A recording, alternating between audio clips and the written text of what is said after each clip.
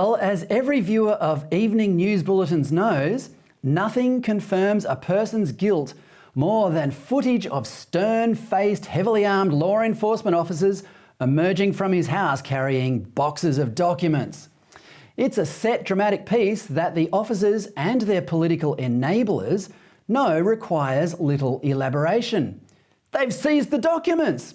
What else does the public need to know? Indeed, what else does a journalist need to know? Such was the case when the FBI raided the home of a former United States president in Florida yesterday. The New York Times reported, quote, "The FBI's search of former President Donald Trump's home in Florida on Monday continued to rock Washington and, more broadly, American politics amid a swirl of questions about what led the Justice Department to take such a stunning step." Unquote.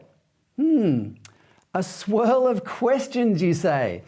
I'm guessing that none of those questions asked why the FBI was raiding Trump, while the current president's son, Hunter, who should be facing charges of selling his father's political influence to corrupt foreigners and blowing some of the proceeds on crack and hookers, remains at large.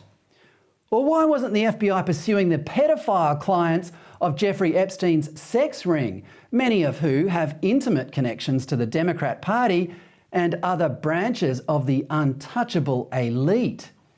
Not to mention Hillary Clinton using a private email server while she was Secretary of State, then deleting the contents. To paraphrase new Australian Prime Minister Anthony Albanese, who rates integrity as one of his government's primary characteristics, what was Hillary afraid they'd find? I'll get back to Albo in a second. The Washington Post added another layer to Trump's by now irrefutable crimes. Trump's supporters were whipping up another violent insurrection. It reported that within hours of the raid, Trump's supporters, including conspiracy theorists, quote, began issuing explicit or thinly veiled calls for violence, unquote. And while violence should never be promoted as a solution as long as peaceful ones remain available, it must be said that patriotic conservatives in the United States would be excused for answering that call. They've put up with 6 years of unsubstantiated allegations against their man Trump, and now this?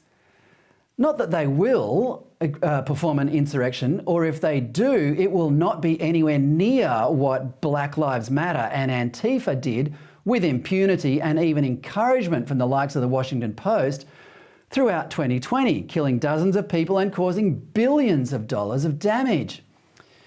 The raid on Trump followed a previous visit by officers of the US National Archives, who retrieved correspondence Trump had taken with him from his time in the Oval Office. Now, there is a significant symbolism to this.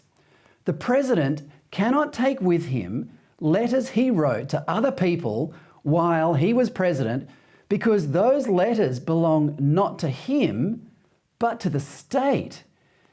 In other words, the government is not, as Abraham Lincoln said in his Gettysburg Address in 1863, quote, "of the people, by the people, for the people."